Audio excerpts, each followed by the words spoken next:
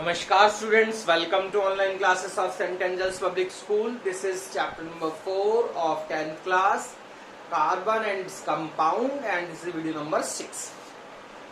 देखिए tetra valency discuss किया था लास्ट वीडियो में। टेट्रा वैलेंसी का मतलब है कि कार्बन की वैलेंसी है 4, carbon have a valency 4, carbon can form 4 bond. ठीक है, ये किस प्रकार से हेल्प करता है कार्बन का, मतलब ये किस तरह से टेट्रा वैलेंसी यूजफुल है कार्बन के लिए। टेट्रा वैलेंसी किस तरह से यूजफुल है कार्बन के लिए।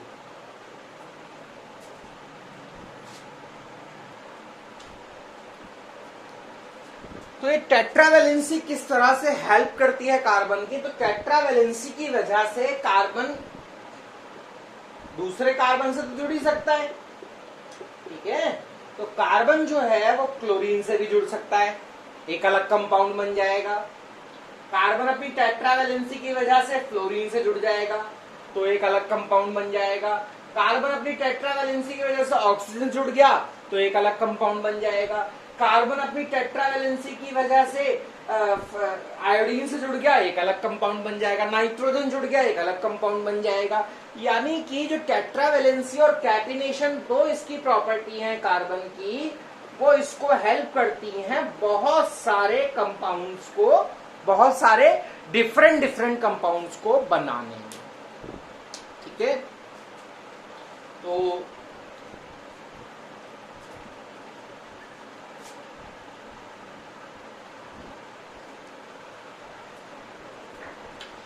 Now we have organic compounds. तो ऑर्गेनिक कंपाउंड्स क्या होते हैं, दो डेफिनेशन है, एक ओल्ड कॉन्सेप्ट है, एक मॉडर्न कॉन्सेप्ट है। तो ओल्ड कॉन्सेप्ट क्या कहता है ऑर्गेनिक कंपाउंड का, ओल्ड कॉन्सेप्ट के हिसाब से those compounds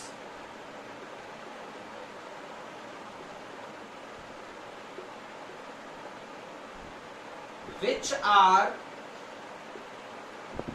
obtained from organs of a living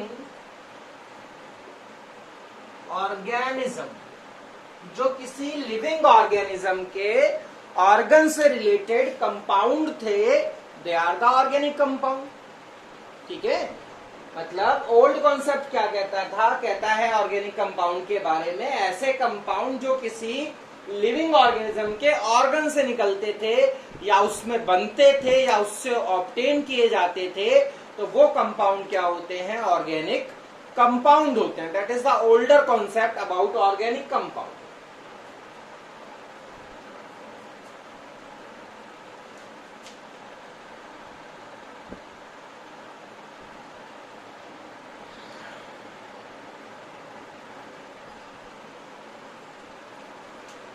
तो जैसे विनेगर यानी सिरका, आप सभी जानते हैं गन्ने के रस से निकलता है विनेगर, मतलब बनता है।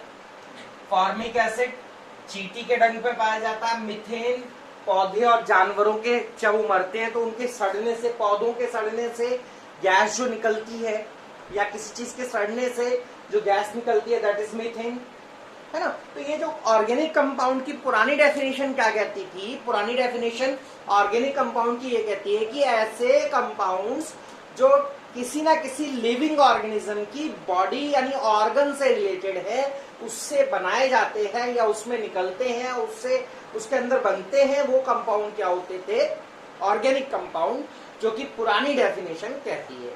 और पुराने समय में एक जो है क्या कहते हैं आपका, एक मान्यता ये भी थी कि ऑर्गेनिक कंपाउंड्स को लैब में नहीं बनाया जा सकता।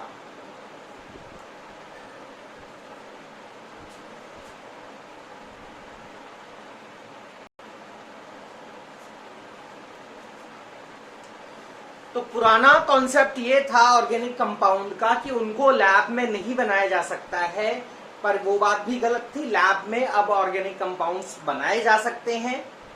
ठीक है, तो जो ऑर्गेनिक कंपाउंड्स हैं उनकी मॉडर्न डेफिनेशन क्या है, नई डेफिनेशन क्या है ऑर्गेनिक कंपाउंड की।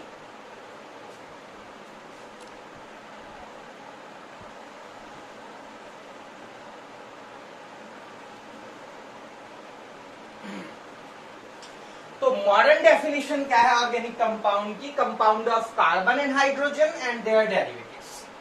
कार्बन और हाइड्रोजन से बने हुए कंपाउंड्स को हम ऑर्गेनिक कंपाउंड्स, कार्बन और हाइड्रोजन के कंपाउंड्स, या यूं कहें कि कार्बन के कंपाउंड और उसके डेरिवेटिव्स, ठीक है, कार्बन के कंपाउंड और उसके डेरिवेटिव्स को क्या कहा जाएगा? ऑर्गेनिक कंपाउंड कहा जाएगा। दैट इज द रीजन कि हम ऑर्गेनिक कंपाउंड को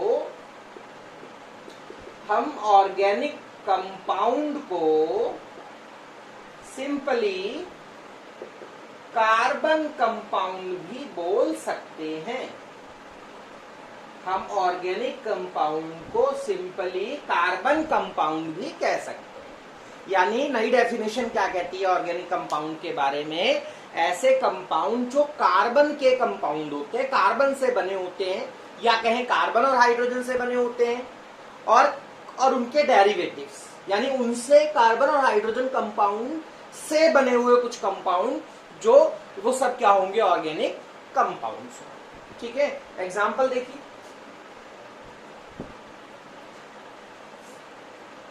एग्जांपल देखिए, ये एक organic compound, this is an organic compound, नाम इसका मीथेन है, this is methane. Organic compound है बिकॉज कार्बन और हाइड्रोजन से बना है।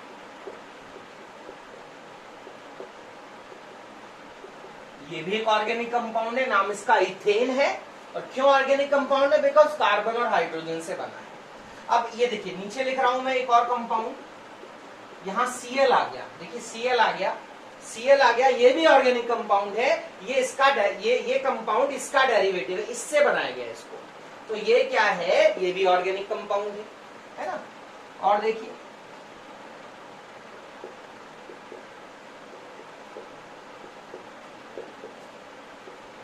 ये भी ऑर्गेनिक कंपाउंड है, ये भी ऑर्गेनिक कंपाउंड है।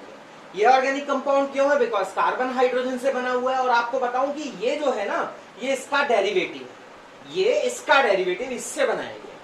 ठीक है, तो कहने का मतलब ये है कि ऐसे कंपाउंड जो कार्बन और हाइड्रोजन से बने हुए हैं, दे आर ऑर्गेनिक कंपाउंड्स। या कार्बन और हाइड्रोजन से के कंपाउंड से बने हुए कुछ और कंपाउंड्स जो हैं, वो भी क्या कहलाएंगे? ऑर्गेनिक कंपाउंड ही कहलाएंगे।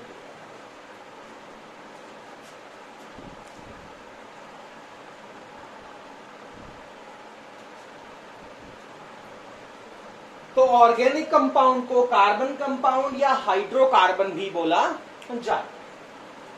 तो हमारे जो हमसे क्वेश्चन आएगा या एक टॉपिक हमारा होगा, वो होगा हाइड्रोकार्बन्स।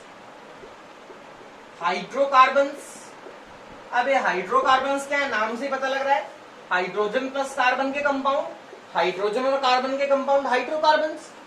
हाइड्रोकार्बन हमारे दो तरह के होते हैं, एक होता है हमारा सैचुरेटेड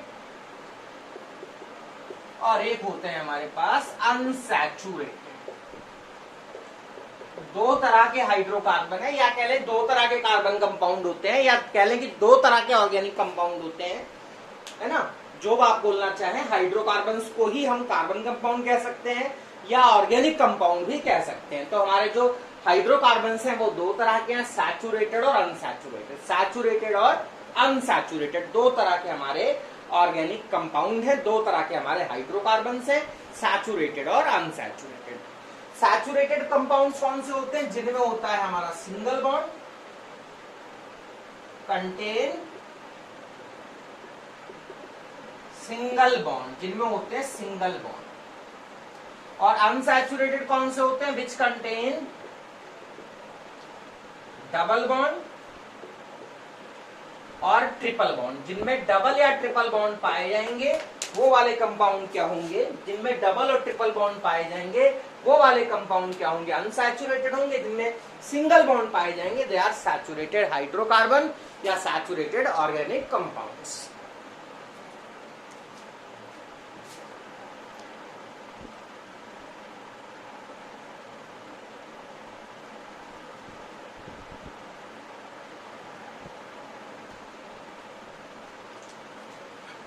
तो तो सैचुरेटेड का एक ही टाइप है, मैंने बताया। और सैचुरेटेड कौन से हाइड्रोकार्बन्स होते हैं? जिनमें सिंगल बॉन्ड होते हैं। अनसैचुरेटेड में होते हैं डबल और ट्रिपल बॉन्ड। ये कहां पर होते हैं बॉन्ड, ये भी देखिए। सैचुरेटेड में क्या होगा, जो कार्बन की चेन होगी उसमें सब जगह पर आपको क्या दिखेगा, कार्बन की चेन के बीच में, कार्बन और कार्बन के बीच में किस तरह के बॉन्ड दिखाई देंगे? Single bond. अगर आपको सिंगल सिंगल बॉन्ड दिखाई दे रहा है तो वो सैचुरेटेड हाइड्रोकार्बन है।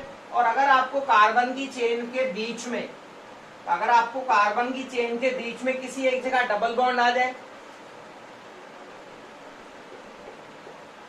या फिर किसी एक जगह पे ट्रिपल बॉन्ड आ जाए, या फिर किसी एक जगह पे ट्रिपल बॉन्ड आ जाए, तो वो जो कंपाउंड होगा, जैसे आपको बोले ये कौन सा कंपाउंड है, ये सैचुरेटेड है। क्यों? क्योंकि इस कार्बन की चेन के बीच में सब जगह सिंगल बॉन्ड है।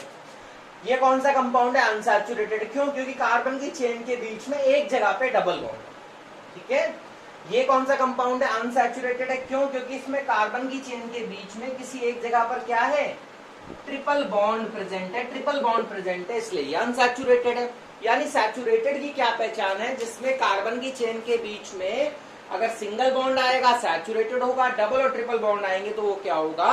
अनसैचुरेटेड होगा।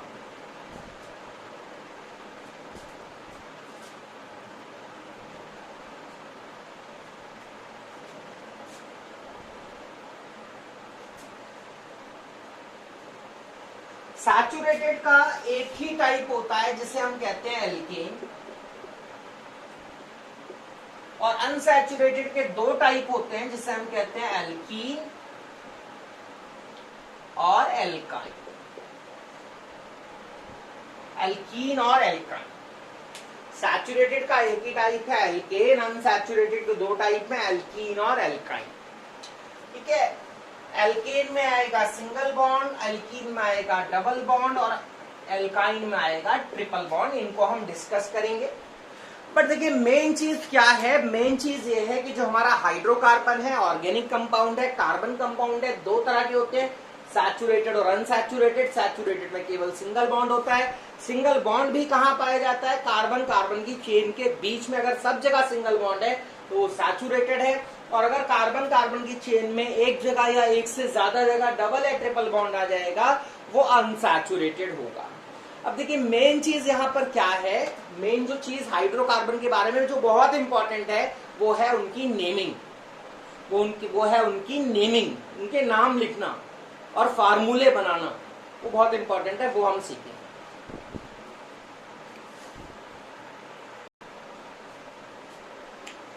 सो नेमिंग ऑफ हाइड्रोकार्बन में देखिए दो तरह के नाम होते हैं किसी भी हाइड्रोकार्बन के। एक होता है आईयूपीएसी नेम और एक होता है कॉमन नेम। एक होता है आईयूपीएसी नेम और एक होता है कॉमन नेम। किसी भी हाइड्रोकार्बन के दो नाम हो सकते हैं, एक होता है आईयूपीएसी नेम और एक होता है कॉमन नेम। तो जो आईयूपीएसी नेम है वो मान लो एक तरह से हम सभी के, हम जैसे जो स्टूडेंट्स हैं, आप स्टूडेंट्स जो हैं उनके भी देखो एक स्कूल का नाम होता है, घर का नाम होता है। तो ये मान लो घर का नाम है, ये मान लो स्कूल का नाम। Means these are official name and these are market name, है ना। मैं लिख देता हूं दीज आर मार्केट नेम, मतलब जब अब ये मार्केट में यूज किए जाते हैं जनरली, और ये है लेबोरेटरी नेम, ये है लैब नेम, लैब में यूज किए जाते हैं। ठीक है। और इन्हीं के बारे में हम, इन नेम्स के बारे में हम समझेंगे। आईयूपीएसी का फुल फॉर्म क्या है? आईयूपीएसी की फुल फॉर्म क्या है देखिए,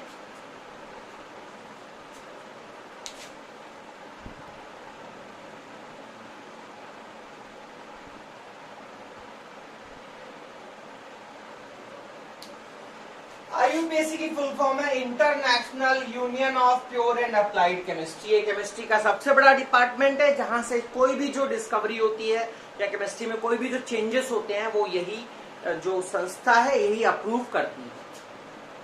तो दो तरह के नाम है, हम दोनों को सीखेंगे, थोड़ा थोड़ा जानेंगे उनके बारे में, क्योंकि 10th क्लास है, ज्यादा डिटेल नहीं है, तो जितना डिटेल है उतना हम समझें।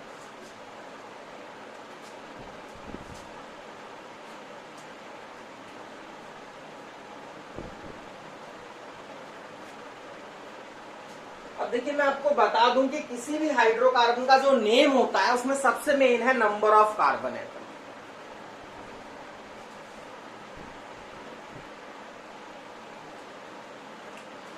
देखिए, while writing the name of hydrocarbon we have to count the number of carbon atom। हमें किसी भी हाइड्रोकार्बन का नाम लिखते समय नंबर ऑफ कार्बन एटम को गिनना पड़ता है। सबसे पहला काम हमें नंबर ऑफ कार्बन एटम को काउंट करना पड़ता है, गिनना पड़ता है। सबसे पहला काम जो है वो यही है कि number of carbon atoms count करना, ठीक है।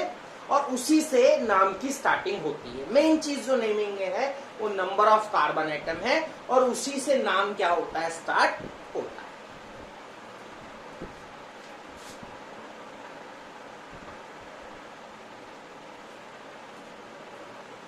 नंबर ऑफ कार्बन एटम अगर एक है तो उसके नाम की स्टार्टिंग मैथ से होती है, 2 कार्बन है तो नाम की स्टार्टिंग एच से होगी, 3 कार्बन है तो नाम की स्टार्टिंग प्रॉप से होगी, 4 कार्बन है तो नाम की स्टार्टिंग ब्यूट से होगी।